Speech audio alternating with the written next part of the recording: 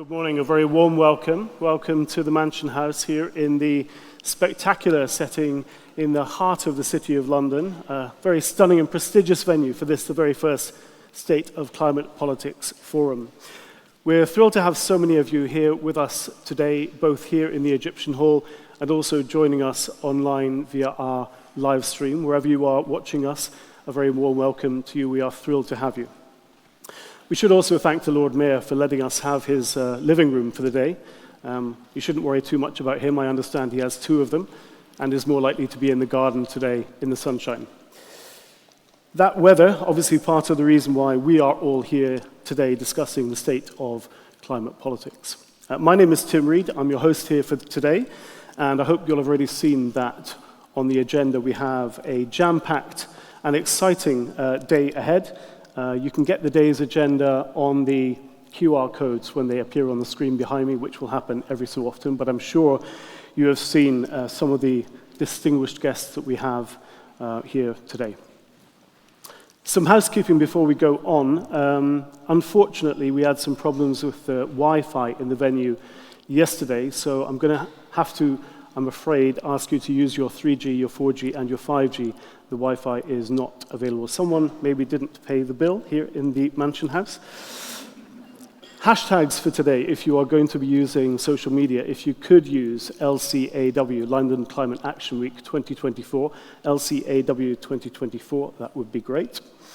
The toilets, if you're needing them, there's only one set in the building. They're through back where you came at the beginning of where the entrance is. They're downstairs. If the fire alarm sounds, which I'm sure it will not, there's an exit this way and an exit to the back of the hall, and also through the saloon. You'll be guided to the assembly point, which is outside Starbucks outside. Now, lots to look forward to. We have an extremely distinguished keynote speakers and panelists with us today. We've got political leaders, policymakers, climate leaders, practitioners, and a host of other experts, all looking forward to speaking to you today. So, to get us underway, he is the co-founder and co-CEO of E3G. Many of you know him, I'm sure. He is a key figure behind the London Climate Action Week, which I know you know is on this week, one of the world's largest independent climate festivals. Please give a warm welcome to Nick Mabey.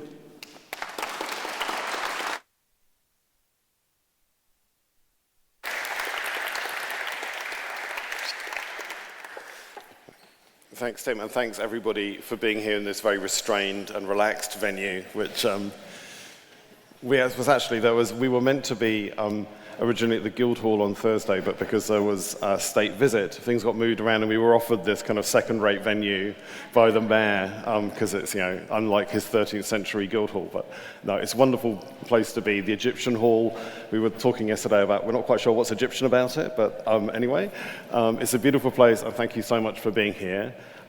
Before I start, I just want to apologize. Due to family emergency, I'm going to have to run away after this opening session, but my co-CEO, Shane Tomlinson, and the E3G team will be here to look after you, so that's fine.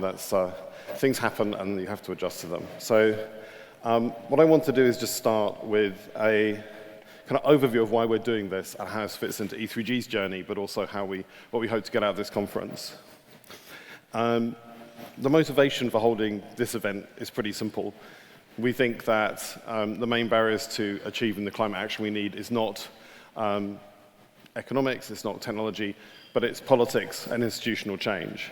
And that's why E3G was founded 20 years ago last Friday on the solstice, was to bridge that gap between politics and policy, which we felt as founders, myself, Tom Burke and John Ashton, who founded E3G, was holding us back. We were then working in the UK government, and we saw far too many clever climate policy ideas being put forward, but without a lot of regard to the context or how they were going to work politically for decision makers. And the response of climate experts when their favorite idea wasn't put in place was often just to blame political leaders for not having the political will and not being courageous enough. And that is sometimes true, but as anybody who's worked in decision making can tell you, it actually helps if people design policies or put forward propositions that help you build coalitions that deliver what you're going on. Sometimes politics is not just a matter of will, it's also a matter of design and building coalitions for change to make the politics more tractable. As my old boss Tony Blair once said, when someone said, we have all the technology we need to solve climate change, and this was in, I think, 2003, he said, yeah, but you haven't got all the technology I need to win the politics of climate change, which, as a man who didn't really understand technology, I thought was a very precise statement. So over the last 2 decades, E3G has worked to kind of understand and get underneath the politics of climate change. We've done in-depth analysis of around just about 30 countries around the world, covering around 73% of global emissions, working with local partners and stakeholders to really dig into what drives people's approach to cutting emissions and their position internationally. Firstly, we did that to inform the international negotiations over a climate treaty, for those of you who remember that far back. But then very quickly moved into much more real economy work, so working on defining climate targets, looking at coal phase out, just transition, how do we reform building stocks, how do you deal with just transitions in places as far apart as Poland and China, but also how do you deal with environmental backlash, how do you produce sustainable political answers. And our conclusions from that work is, as the technology has become cheaper and better, the political barriers have become so much more important. And you can demonstrate that with a few numbers. And one of the themes of this conference will be, if you're not talking about numbers, you're not doing climate politics. So if you want to take a broad thing, keeping climate change at around 1.5 degrees will directly cost under 1% of GDP in most countries. And if you're an energy importer, it's probably economically positive for you. Okay? And that number is continuing to shrink as the engineers get their heads around the issue. So that's one number. First round damages from climate change, 25% of GDP in 2100, not counting conflict or global food meltdown or virtually anything else or any tipping points, so very conservative. And as most major emitting countries spend between 30 to 60% of their GDP on public services and security, as one of my people said to you, that's a very marginal issue as a public good. If we would buy it, could buy climate safety from an alien who would suck carbon out of the atmosphere, 1%. Bargain. So that isn't the full story, because if that was the full story, we wouldn't be here talking about this, because it's not about the cost. Just because climate change is cheap does not make it easy, because it requires a fundamental rewiring of every single economic, financial, and human transportation, urban, agricultural system in all countries in 2 decades, shifting $90 trillion of investment just in the next 15 years, from established technologies and incumbents to new players, revolutionary technologies, often made in other places.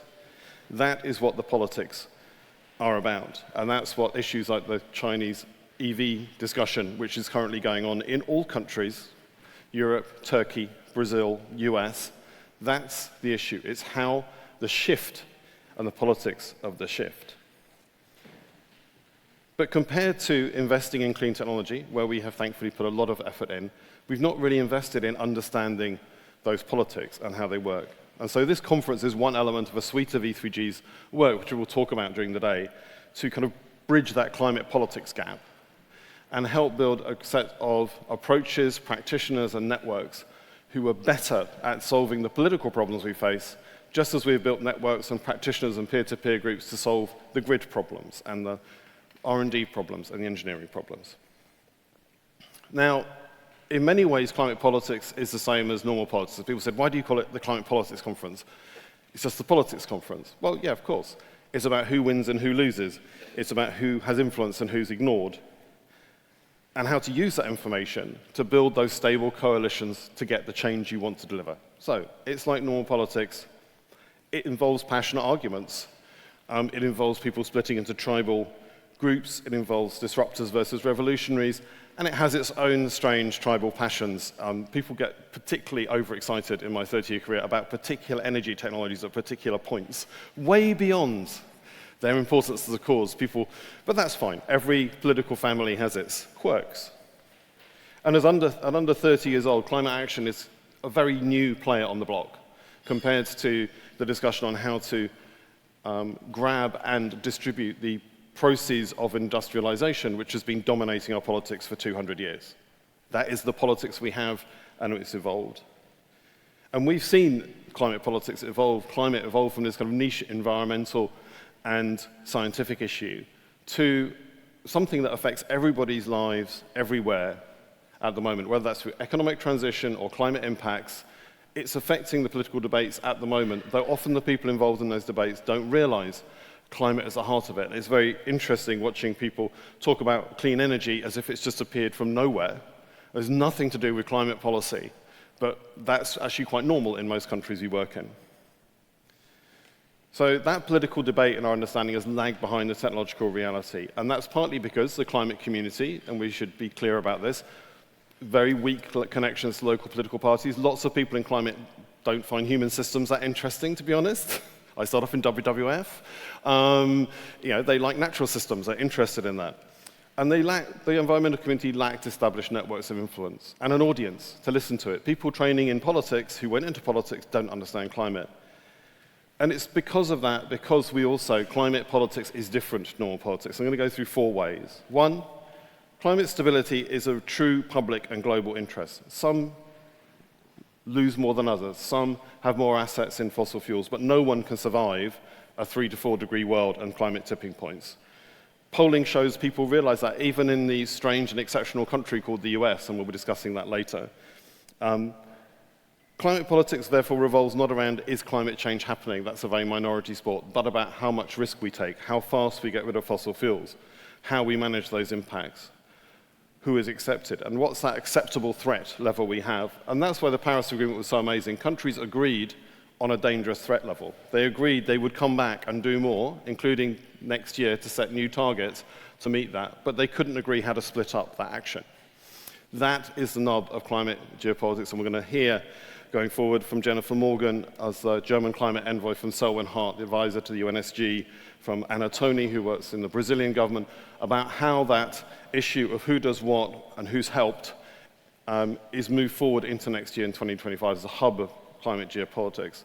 And we're also, and if you read the FT today, you'll see it about Guyana, going to look at the tricky geopolitics of those countries who have just discovered oil and gas, have previously not committed much to climate change, but we're now asking them to keep that oil and gas in the ground in order to keep us safe. It's the same. So what's that political bargain? The second one is the pace of change matters. Unlike most normal political problems, if we don't solve climate change quickly, we don't solve it at all. That's not true for poverty. It's not true for inequality. And I think that issue is much more like hard security problems, mutually assured destruction in the Cold War. It means that actually compromising over the pace of change is not a way you can win the politics, because fundamentally you might lose the whole game. So again, that means the stakes are very high in a way they're not outside the hard security realm. Thirdly, we're losing while we're winning. As you may have noticed, the world may peak fossil fuels use this year, data centers for moving.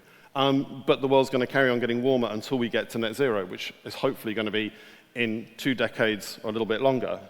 How do we hold coalitions together to go through radical economic transition when it looks like it's not working in their real lives? I think that's a huge challenge for climate politics, building sustainable coalitions, and we're going to look at that through the prism of the Chinese EV issue, through the prism of backlash in Europe. And lastly, we're looking for drive change everywhere all at once. Yes, developed countries have rightly gone first, but now everywhere, all G20 countries have to peak in the next decade.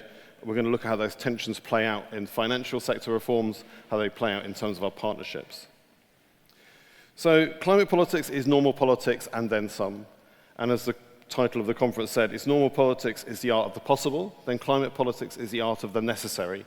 And that's what we've got to focus on, doing things the same as good politics, but broader and deeper and new.